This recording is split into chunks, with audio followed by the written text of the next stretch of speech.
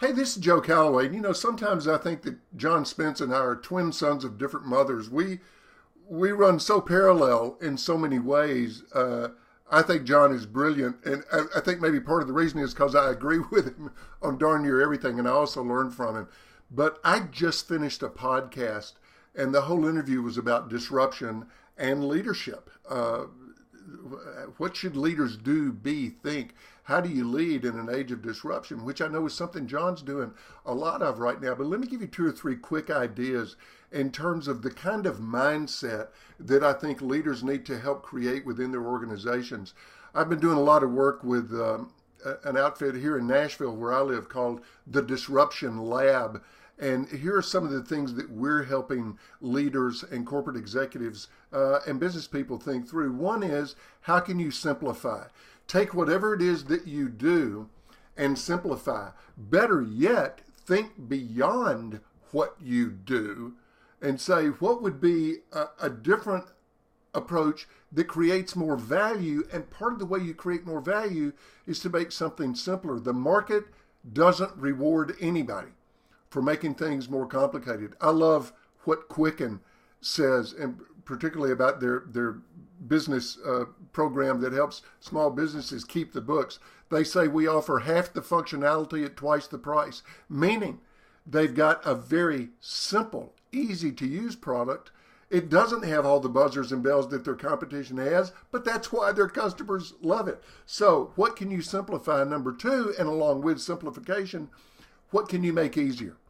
What can you make easier to do, easier to use, easier to buy? I mean, come on, what did Amazon do? Amazon made stuff easier to buy. What did Uber do? Uber made it easier to get a ride. So what can you do that can make something easier for the marketplace? And then another thing that's become really important, instead of thinking, here's my product or service, how can I improve it? Truly switch places with the customers and try this question on.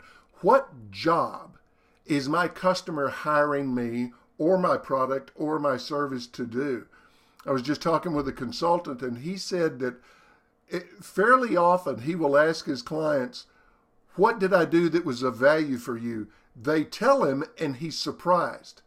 They were hiring him to do a job that he hadn't even thought of. In other words, what the value he delivered for them was appreciated in a different way than that had occurred to him. So open your thinking up to new ideas by thinking in terms of not just how can I improve my product or my service, but wait a minute, bigger picture, what job is the marketplace hiring me to do? And I think that's a key thing, is to go beyond improving and tweaking what we're doing, but saying, what business do I need to be in 5 years from now that I need to start today? I know John says you will be disrupted. You will be, your family will be, our lives, we will be disrupted.